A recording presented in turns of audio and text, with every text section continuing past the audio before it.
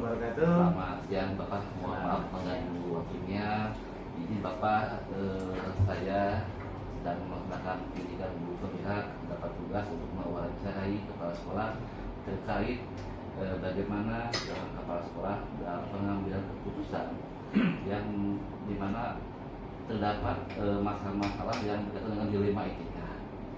Sedikit saya sampaikan yang juga dimaksud dengan dilema etika itu adalah misalkan ada permasalahan yang dua-duanya sama-sama benar, ya sama-sama mengambil kebajikan, sehingga pengambil keputusan itu dibutuhkan pengalaman atau mungkin nilai kebajikan yang kita miliki, sehingga pengambil keputusan itu adalah berdampak baik buat semua pihak, ya. Perkenalkan Bapak, saya Kosimudin dari SMK di Cibinong. Saya di CGP Angkatan ke-8. Terima kasih Pak Kosimudin, SPD. Saya Sugiyo, Kepala SMK Negeri Cibinong. Mbak, selamat berjuang, selamat menempuh tahapan-tahapan sebagai CGP. Mudah-mudahan lancar. Apa yang bisa saya bantu, Mak? Terima kasih Bapak. Izin Bapak mengajukan beberapa pertanyaan Pak. Bapak, selama ini kalau kasus atau permasalahan pasti selalu ada Pak ya, pasti selalu ada. Selama itu pasti ada. Lalu ini kasus-kasusnya yang berkaitan dengan di sekolah, berkaitan dengan guru, berkaitan dengan siswa. Nah, bagaimana nih Pak mengidentifikasi nih kasus-kasus yang merupakan dilema etika Pak? Baik, terima kasih. Dilema etika, kalau saya maknai dilema etika ini adalah banyak atau memiliki kecenderungan terhadap kepentingan individu ya, pribadi, karena menyangkut dengan etika. Sedangkan kalau di sekolah tataran itu adalah kebijakan atau ketentuan. Kalau etika berarti menyangkut personal. Nah, mengidentifikasi dilema etika di sekolah, kita itu selalu menginventarisir dengan berbagai pertimbangan. Yang pertama, bahwa apabila menyangkut dilema etika itu terkait dengan guru dan anak, maka kita selalu mengedepankan bahwa guru sebagai orang tua dan siswa sebagai anak, sehingga harus bisa memilah dan memilih bagaimana memposisikan peran masing-masing.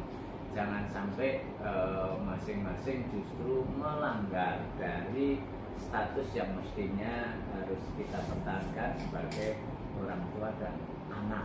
Kalau itu menyangkut antar guru, nah ini juga kita selalu mengedepankan bagaimana menghargai sesama teman, sebaya, sesama seperjuangan, termasuk dengan TU. Kalau itu menyangkut dilema etika terhadap atasan misalnya, maka selalu akan kita kedepankan komunikasi itu untuk menemukan titik temu, supaya kebijakan-kebijakan yang muncul dari seorang pimpinan itu justru abai terhadap dilema-dilema etika atau moral yang mungkin ditemukan. Jadi selalu identifikasi kelompok mana nih? Jadi ketika mengidentifikasi Bapak melihat dulu ya, kasusnya apa, siapa dengan siapa, gitu ya. Jadi jika itu bisa memberikan keputusan yang terbaik supaya. Oke, Bapak, selama ini Bapak dalam mengambil keputusan di sekolah, terutama kasus-kasus yang ada dua kepentingan yang sama-sama benar. Contohnya begini Bapak, misalkan di sekolah ada peraturan sekolah, dulu harus mengajar di kelas, harus disinggung itu mungkin harus mengikuti pelatihan misalkan. Ini sama-sama baik, ya sama-sama benar. Nah, contoh dulu ini kan sama-sama benar kasusnya Pak ya.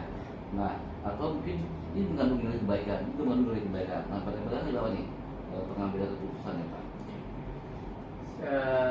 Apabila itu ada suatu persoalan atau kasus yang sebenarnya kedua-duanya itu ada nilai kebaikan ya, maka saya posisikan dua hal. Pertama, bahwa misalnya itu terjadi di guru. Guru adalah tugasnya mengajar atau membimbing anak-anak di kelas saat pembelajaran. Sementara di satu waktu ini juga ada kegiatan yang mesti dilakukan oleh seorang guru tersebut. Misalnya harus mewawancarai kepala sekolah atau tokoh lainnya sebagai CGP nih, calon guru penggerak. Ini kan dua-duanya juga baik. Jadi baik. Makanya itu persoalannya kita sederhanakan begini. Pembelajaran model sekarang itu adalah tidak mutlak harus tatap muka. Oleh karena itulah, supaya semuanya kebaikan ini bisa diperoleh, untuk contoh kasus itu anak-anak bisa dikondisikan. Jadi tidak sekedar diberi tugas terus pergi, tapi dikondisikan bagaimana anak itu paham terhadap tugas yang ditinggalkan, kemudian bagaimana mengukur penyelesaiannya supaya capaian pada kegiatan pembelajaran di anak juga didapat.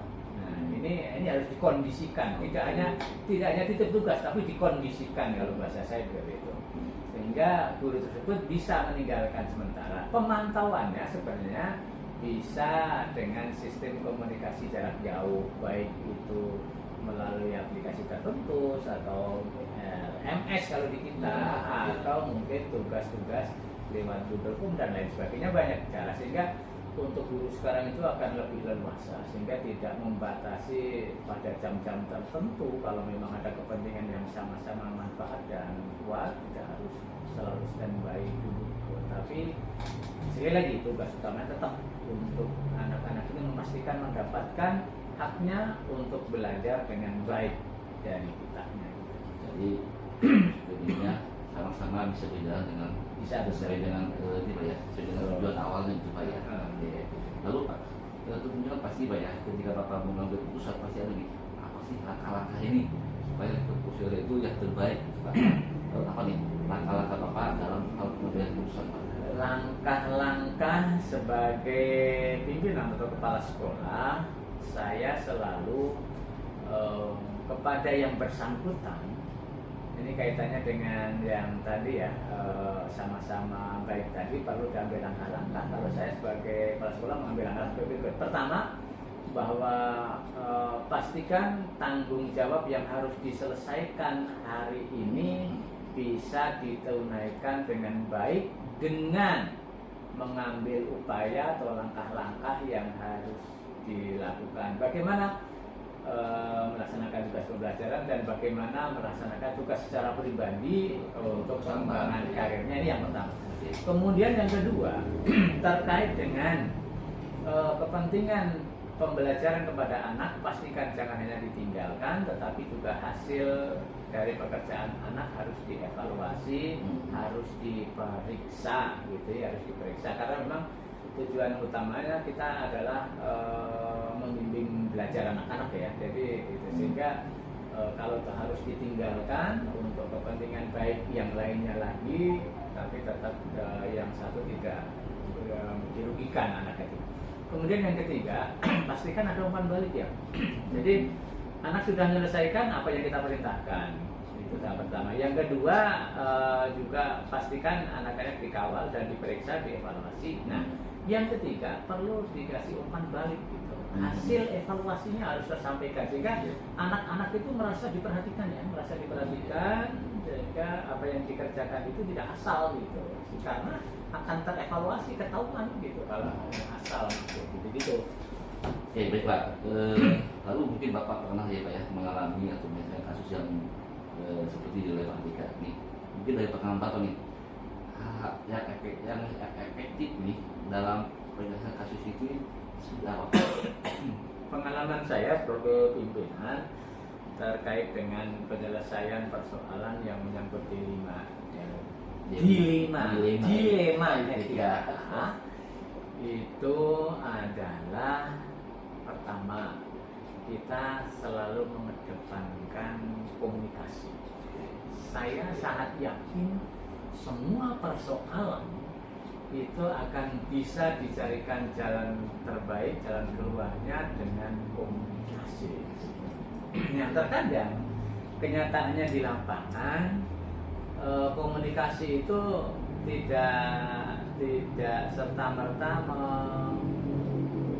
mendapatkan penyelesaian terbaik, sehingga pertimbangan pengalaman kami adalah mungkin situasinya kurang pas gitu. Dari sisi waktunya mungkin tidak pas, sehingga untuk komunikasi itu mungkin kita bangun berulang-ulang gitu sampai menemukan momen-momen terbaik. Kalau yang ini yang sisi satu, yang sisi kedua, kalau persoalan itu menyangkut persoalan yang mungkin dirasa serius sehingga kategori berat sehingga tidak cukup dikomunikasikan, maka senantiasa kita mengedepankan pada ketentuan atau aturan yang berlaku. Nah, kalau sudah menyangkut itu, maka satu-satunya jalan adalah bisa diselesaikan tidak hanya dua pihak, tetapi juga kita bawa kepada pihak-pihak yang memang memiliki kepentingan atau memiliki kebijakan yang lebih tinggi untuk bisa memastikan bahwa persoalan itu selesai, sehingga pasti selesai dengan tahapan-tahapan yang menurut versi masing-masing gitu. Komunikasi apa itu? Lalu tentunya Pak ya, pasti tadi Bapak sampaikan pastinya ada tantangan Pak ya dalam pengambilan keputusan itu. Pengalaman Bapak nih, tantangan apa nih yang paling terberat nih Pak? Tantangan terberat setiap persoalan yang kita hadapi dalam penyelenggaraan pendidikan itu akan menyangkut kepada bisa saja kedekatan secara pribadi ya. Kedekatan pribadi kadang itulah tantangan terberat di sana. Saya selama menjadi kepala sekolah dengan berbagai macam tingkatan persoalan, alhamdulillah bisa diselesaikan. Tapi kadang tantangan terberatnya menyangkut hubungan individu ya, hubungan personal gitu. Tidak ke kepala sekolah ke guru, tapi pribadi dia sendiri kepada gurunya biasanya gitu. Nah, pada posisi itu kita biasanya mengkomunikasikan dengan pihak-pihak tersebut bahwa kita posisikan ini urusan pribadi atau urusan kedinasan. Kalau urusan pribadi jelas ya, antara tidak ada atasan dan bawahan. Tetapi kalau itu urusan kedinasan, bahwa kita harus tahu posisi. Bapak sebagai guru, saya sebagai pimpinan. Nah, ini sehingga pada pola itu tidak dicampur aduk ya. Jadi memposisikan itu. Sehingga alhamdulillah semuanya bisa terselesaikan dengan baik gitu ya. Ini sudah ya, apa yang terberat kalau kita bisa selesaikan dengan cara baik bila selesai Pak ya. Itu kuncinya. Lalu gini Pak, ya tadi Pak ya, mungkin Bapak di sekolah ini kan cukup luas Pak ya.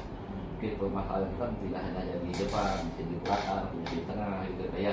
Lalu ketika Bapak misalnya sedang berkeliling sekolah Pak ya, lalu menemukan permasalahan yang mungkin ada siswa yang melanggar, ada siswa yang apa, nah, apakah kasus-kasus itu diselesaikan di depan, apakah akan dibawa dulu ke mungkin dikomunikasi dulu dengan manajemen, wakil kepala sekolah, sehingga butuh waktu dalam penyelesaiannya. Oke, tanggung jawab untuk mengelola di SMK Negeri 1 Cibinong itu sangat besar. Dengan jumlah guru dan tenaga pendidikan banyak, dengan jumlah peserta didik ya sangat besar juga, tentu berimplikasi pada persoalan-persoalan yang lebih besar. Saya setiap mengamati atau melakukan tindakan tertentu dan menemukan itu menjadi persoalan, saya akan kembalikan kepada tupoksi yang sudah saya bagi. Ya. Kalau itu menyangkut siswa, saya menghargai apa yang saya tugaskan bagian kesiswaan. Gitu. Saya menemukan persoalan seperti ini, tolong diselesaikan. Jadi saya dengan cara mendelegasikan kepada yang tugas, yang bertugas. Kalau itu masalah siswa maka kesiswaan. Dan saya tinggal untuk memastikan bahwa apa yang menjadi temuan saya itu bisa diselesaikan atau tidak. Ini akan menjadi penilaian kepala sekolah terhadap kinerja yang bersangkutan. Kalau itu menyangkut misalnya fasilitas dan lain sebagainya, maka saya juga menginventarisir data itu untuk kita sampaikan kepada yang memiliki kewenangan untuk itu. Misalnya kalau Pak Presiden sebagai sarana, nah kayak gitu-gitu.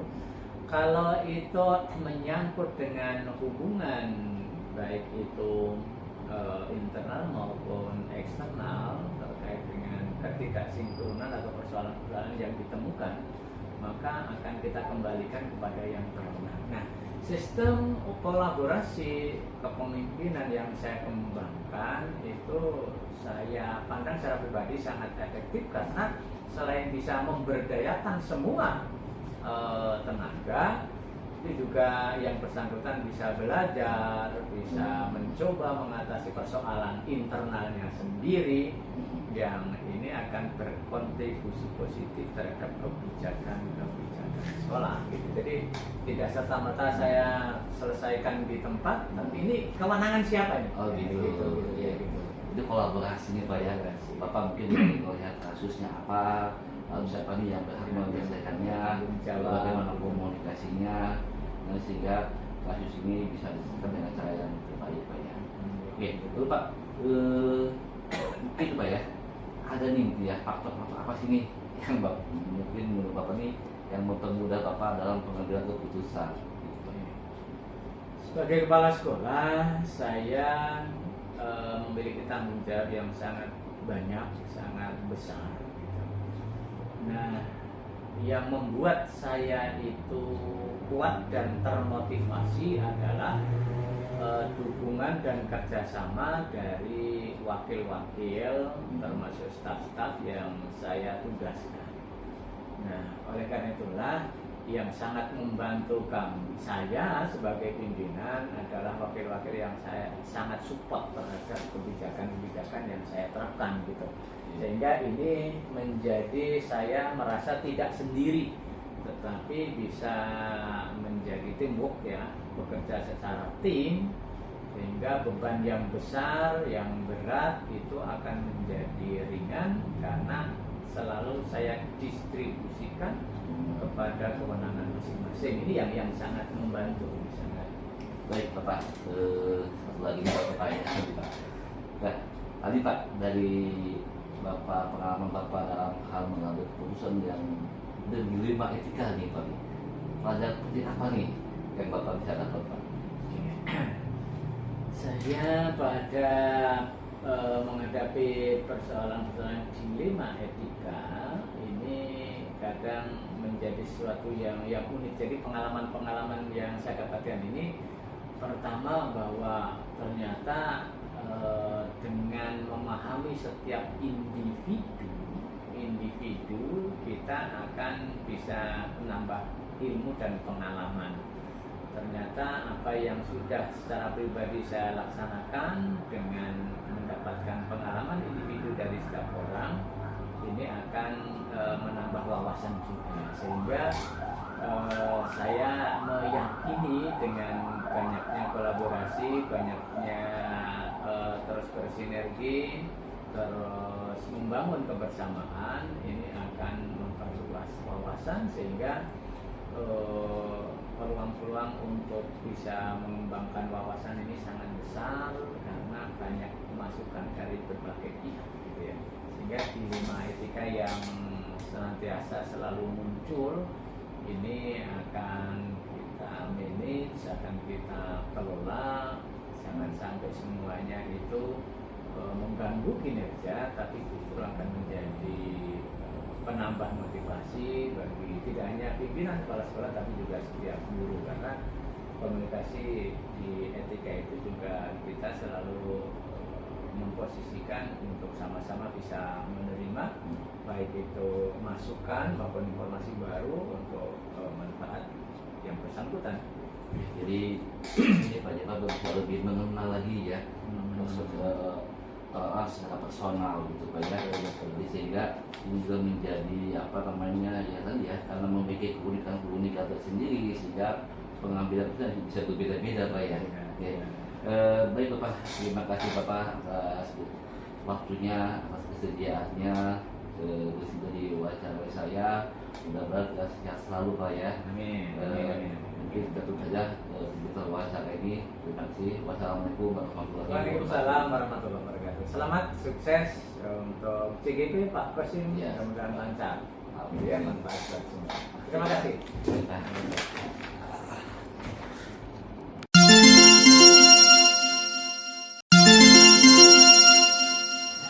Assalamualaikum warahmatullahi wabarakatuh. Waalaikumsalam warahmatullahi wabarakatuh. Selamat siang Pak Ujang, mohon waktunya. Mohon maaf ini saya menunggu waktunya Bapak. Saya dapat tugas Pak sebagai calon guru penggerak untuk mewawancarai kepala sekolah berkaitan dengan pengambilan keputusan sebagai seorang kepala sekolah dalam kasus yang mengandung dilema etika. Mungkin saya contohkan dulu seperti ini Pak, misalkan ada seorang siswa memang misalkan dia ke sekolah tidak memakai seragam, lalu rumahnya jauh, nah mungkin apakah siswa itu mengikuti pembelajaran ataukah mungkin dia harus dipulangkan, serta itulah mungkin merupakan dilema dalam pengambilan keputusan. Mungkin seperti itu Pak. Nah, lalu yang dibayangkan pada seperti ini yang pertama, bagaimana nih Bapak mengidentifikasi kasus-kasus yang merupakan dilema etika? Baik, terima kasih kepada Pak Kusumudin dan selamat ya terpilih sebagai guru penggerak. Nah, menyikapi pertanyaan tadi, jadi setiap sekolah, setiap lembaga pasti punya aturan. Dan kita juga punya aturan di sekolah. Nah, aturan ini sudah disepakati bersama orang tua ketika mereka sudah dinyatakan diterima sebagai calon siswa di SMK kan sekolah ini. Nah, kemudian aturan itu yang harus kita laksanakan dengan penuh tanggung jawab. Tetapi pelaksanaannya kita bersikap luas. Ya, tetap yang namanya aturan tidak mengenal alasan. Kita sampaikan kepada mereka. Kenapa? Karena kita akan mendidik khususnya lulusan-lulusan SMK ini yang benar-benar bisa terserap di industri. Ya, jadi situasi kondisi dan aturan industri yang sudah kita terapkan sejak dini ya di sekolah ini. Jadi berbicara hal tadi, ya tetap kita yang namanya dalam melaksanakan aturan kita tidak mengenal alasan, tetapi kita tetap persuasif. Ya, gitu kita kasih pembinaan kepada anak tersebut, ya, gitu kan. Bahkan kalau bisa juga orang tuanya juga kita panggil untuk dikomunikasikan. Ya, kita bersifat luas, tetapi kita kasih gambaran kepada siapapun yang ada di sekolah ini, baik guru, baik siswa, bahwa aturan itu ya tidak mengenal alasan. Gitu Pak. Lalu nanti ketika mau pengambilan keputusan, tentunya kan mungkin ada hal-hal yang harus dipikirkan. Atau mungkin bagaimana nih langkah-langkah atau prosedur nih dalam pengambilan keputusan memang di sendiri atau mungkin berdiskusi dengan guru lain seperti apa? Ya, dalam mengambil keputusan ya setiap kita terutama kepala sekolah ya harus berani mengambil keputusan. Kemudian setiap kebijakan ada SOP-nya. Nah, SOP itulah yang harus dilaksanakan oleh setiap bidang ya, oleh setiap kita. Gitu. Jadi kita berusaha untuk melaksanakan aturan sesuai dengan SOP-nya dengan benar, gitu kan? Dan di lapangan ya betul-betul karena tujuannya kan kebaikan, gitu kan, kebaikan terutama kedisiplinan dan lain-lain lah gitu. Nah, jadi selama SOP kita itu laksanakan, artinya kita bekerja udah sesuai dengan aturan, ya apapun resikonya kita harus berani mengambil keputusan. Ya, jadi pengambilan keputusan SOP Pak ya. Jadi mungkin apakah harus berkoordinasi dengan pihak lain atau pihak eksternal maupun internal gitu. Nah, selama ini Bapak mengambil keputusan, apakah sudah efektif atau belum? Apakah mungkin ada keraguan-keraguan nih dalam mengambil keputusan sudah? Saya sudah ragu nih keputusan. Apakah memang ada juga hal seperti itu atau mungkin bagaimana selama ini Pak? Baik, saya coba keraguan itu manusiawi ya, tapi saya coba dalam setiap menjalankan tugas saya coba hilangkan. Ya, jadi kita tetap aja berpatokan kepada aturan yang sudah sepakati. ya gitu kan. Kalau kita juga saya sebagai PNS kan ada aturan PNS yang harus dipatuhi gitu kan. Kemudian ada SOP-nya gitu kan, ada SOP-nya. Kemudian sekarang dalam pelaksanaannya di lapangan, teknis di lapangan, ya kami di sini menerapkan metode reward and punishment. Kita berikan penghargaan kepada mereka yang benar-benar punya prestasi, yang benar-benar mengikuti aturan sekolah dengan baik. Contoh misalnya tidak pernah bolos, kehadiran di atas 80%, kemudian dia punya prestasi, nah kita berikan reward. Ya, nah di lain sisi juga ya bagi mereka yang melanggar aturan, ya gitu, entah itu misalnya terlambat, entah itu dia bolos tanpa keterangan, entah itu dia lalai pekerjaan, ada disebutkan punishment. Nah itu kita pegang teguh dan itu disosialisasikan kepada seluruh warga sekolah dari mulai murid sampai kepada guru. Gitu. Lalu mungkin Pak ya, ketika kita membuat keputusan, pasti ya ada hal-hal yang membuat tantangan Pak ya, apakah dari eksternal, dari internal maupun dari siswa itu sendiri. Nah, tantangan apa nih yang pernah temukan Pak? Ya itulah kalau saya sebut resiko sebuah pekerjaan. Ya itu pekerjaan. Kenapa? Karena ketika kita mau menerapkan suatu kebijakan, ya tidak semua orang setuju ya, atau berpendapat mendukung gitu kan. Ada juga mungkin yang kontra. Ya yang penting kita sudah melakukan sosialisasi. Ya kemudian ya sekali lagi selama kita bekerja dengan sesuai dengan aturan, ya kita harus berani mengambil keputusan, berani mengambil risiko gitu kan, apapun resikonya gitu kan, apapun resikonya. Karena bagi saya jangankan kita berbuat jahat, berbuat baik pun belum tentu nilai baik sama orang lain. Itu aja prinsip saya. Itu Pak ya. Itu. Oke begini Pak, ketika kita menemukan nih kasus-kasus atau permasalahan sekolah ini, kan mungkin ya ada yang bisa diselesaikan waktu itu juga, ada juga mungkin yang belum, mungkin baru semuanya sedang dulu lain, juga eksternal. Nah, ketika menemukan kasus yang memang yang ada berat lah, ya harus koordinasi, apa Pak ini ya langkahnya Pak?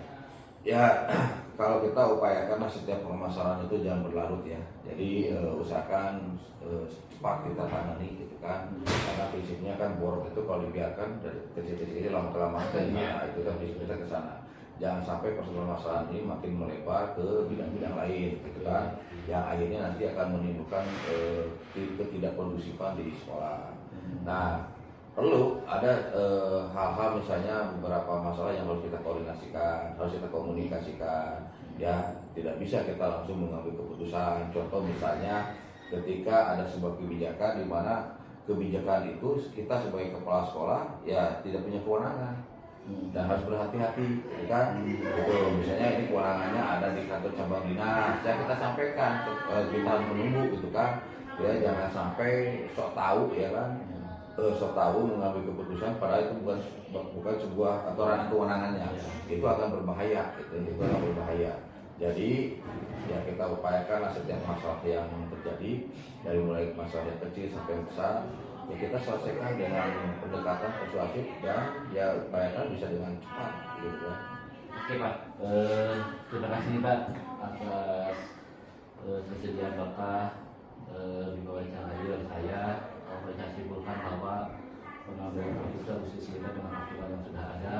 Kalau memang ada usul yang dilema etika yang sama-sama benar, juga mungkin ya bisa dilakukan dengan pihak-pihak terkait supaya atau mungkin juga kita bisa dengan hati-hati Pak ya. Oke Pak, kalau boleh kan kita pesan sebagai tempat sekolah dan juga kita mengikuti guru pegang apa pesan Pak? Ya pesan kita tetap bekerja, tapi bukan hanya bekerja ya, buktikan juga dengan karya.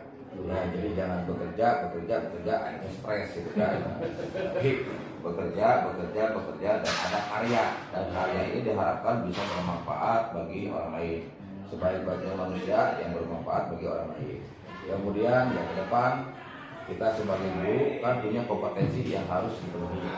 Ya dari kompetensi yang kita tahu dari kepribadian gitu kan, kemudian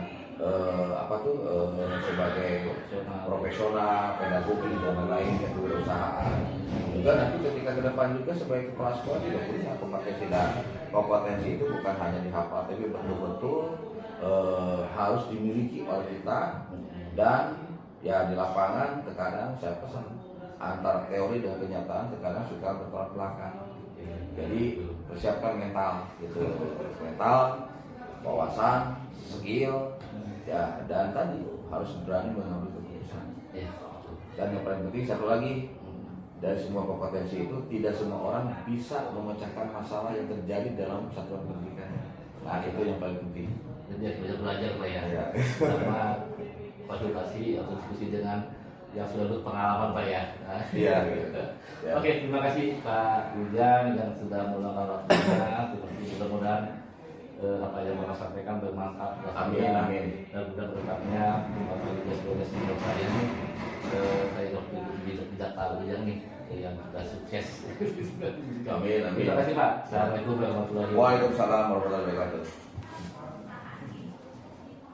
Kak.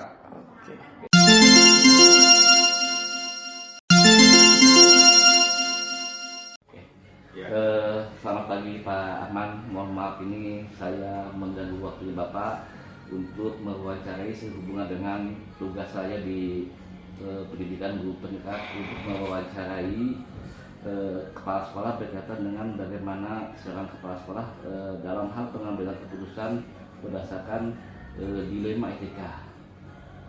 Ya, selamat pagi Pak Kosim. Perkenalkan saya Aman Siombing, Kepala Sekolah SMK Negeri 1 Gunung Putri. Terkait masalah dilema etika di sekolah itu memang sering timbul. Artinya bahwa kita harus bisa mengidentifikasi permasalahan-permasalahan dilema etika. Di antaranya adalah dilema-dilema etika dari kepentingan guru maupun siswa itu sering terjadi. Lalu selama ini Bapak bagaimana nih mengidentifikasi permasalahan yang ada di sekolah? Iya, masalah yang timbul di sekolah antara terkait masalah dilema etika itu barangkali dilihat dari pihak individu ke hal kelompok. Suatu contoh dalam pembelajaran saja dulu, ini sering ditemukan bahwa seorang guru itu menemukan satu dilema etika dalam individu lawan kelompok. Contoh, ketika seorang guru mengajar, yang diajar itu adalah kemampuan daripada siswa itu berbeda-beda. Ada yang terlalu cepat menanggapi, ada yang terlalu lambat untuk menyelesaikannya.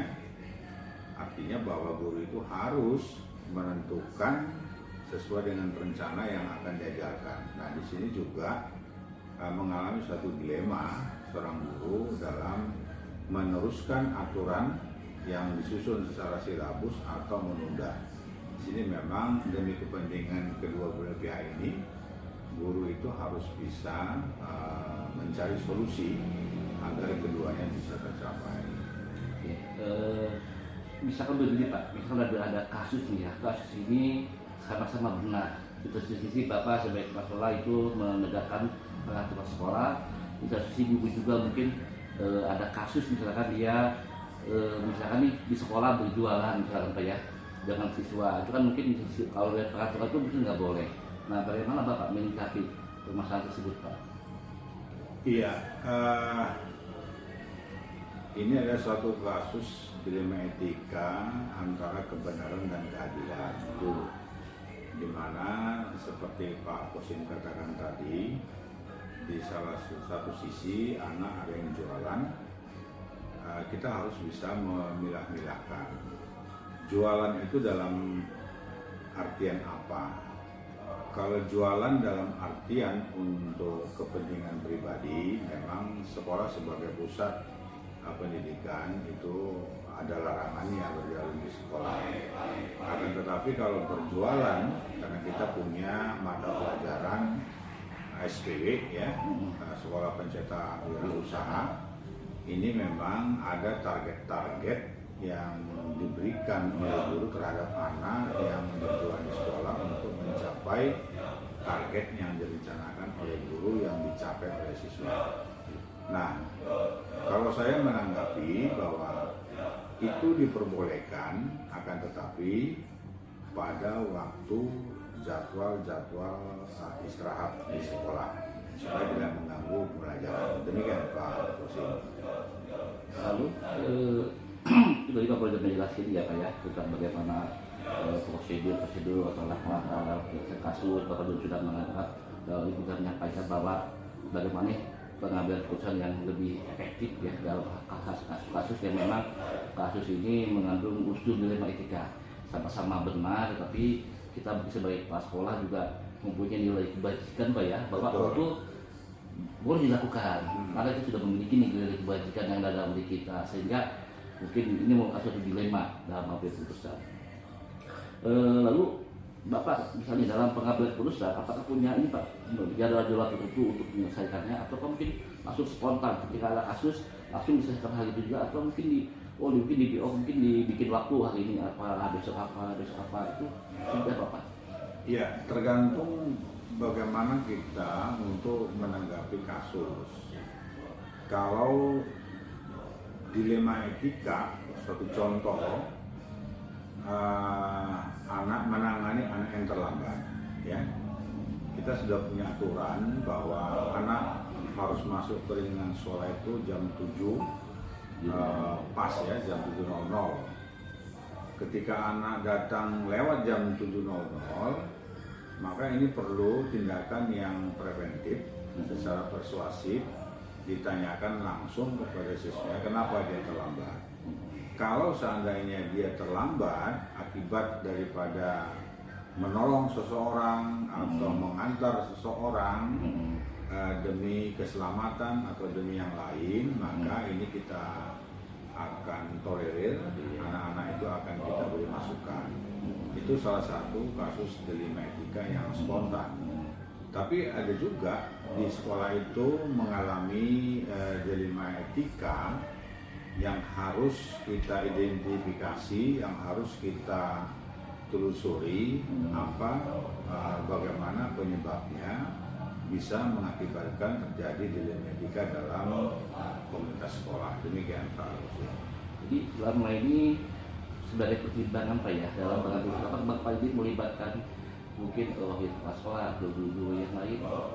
Ya, memang dalam pelaksanaan pengawasan, pembinaan di sekolah itu, ketika kita itu mendapatkan suatu dilema etika atau yang lain, kita tidak semerta-merta untuk memutuskan dari hasil pemikiran kita. Kita harus tanyakan dulu berbagai aspek yang berkaitan dengan ini, agar nantinya individu yang mengalami, yang melakukan itu merasa bisa berdamai dengan hatinya ketika sudah kita temukan, sudah kita arahkan bahwa semua dapat menyadari dan